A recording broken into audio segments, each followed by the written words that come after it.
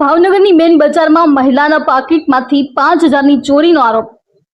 ભાવનગરના કુંભારડા વિસ્તારમાં રહેતા હિનાબેન અશ્વિનભાઈ સોલંકી મેન બજારમાં ખરીદી માટે આવ્યા હતા ત્યારે એક લારી પર કપડાં લેવા ઉભા હતા ત્યારે તેમની પાસે ઉભેલી 3 મહિલાઓમાંથી એકે તેમના થેલામાંથી પાકીટ કાઢી લીધું હતું અને ભાગવાનો પ્રયાસ કર્યો હતો, જેને લઈ શંકા જતા હિનાબેને તે મહિલાનો પીછો કર્યો હતો અને પાકીટ પાછું મેળવી લીધું હતું। જો કે પાકીટ તપાસતા તેમાં રાખેલા 5,000ની રોકડ રકમ ગાયબ હતી, જ્યારે છૂટા પૈસા હતા, જેને લઈને સમગ્ર મામલો ઘોઘા ગેટ પોલીસે પહોંચ્યો હતો।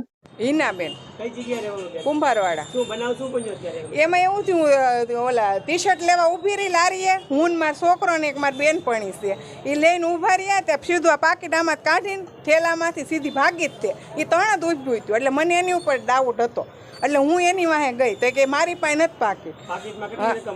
એમાં 5,000 હતા ને બીજા છૂટા હતા, 5,000 વીટેલા હતા લબ્બરથી। તો એ હું ગઈ ને દોટીને તો એ પાછી એ કે અમારી પાસે નથી, એ પાછું વળ્યું તે હું ભાળી ગઈ કે એની પાસે છે, તો આ પાકીટ અડધું આમ દેખાતું હતું ને અડધું ઢાંકેલું હતું આમાં, તો હું ભાળી ગઈ ને તો હું દોટીને ના આવી એની પાસેથી પાકીટ સીધું ઘા કરી દીધું, પાકીટ ઘા કરી દીધું ને તે મેં એને પકડી લીધી ને બાર પાકીટ લીધું તો એક બેન એમ બોલ્યા કે આમાં કેટલી રકમ હતી, કે જોઈ જો તેમાં 5,000 નહોતા, બીજા છૂટા છે પૈસા આમાં, તો એ 5,000 એ મારે એની પાસે લેવા પડે ને। કેટલા જણા હતા એ લોકો? એ 3 જણી બાઈઓ હતી અને 2 છોકરા હતા નાના નાના, એમાં નહોતા 5,000 નહોતા, એમાં મારે 5,000 લઈ ગઈ છે, એટલે મારે એને કહેવાનું છે મારે 5,000 દઈ દે, નકર પછી કેસ કરવાનો। હું અહીંયા પોલીસ ચોકી આવી છું, રૂપમે। હિનાબેન અશ્વિનભાઈ સોલંકી।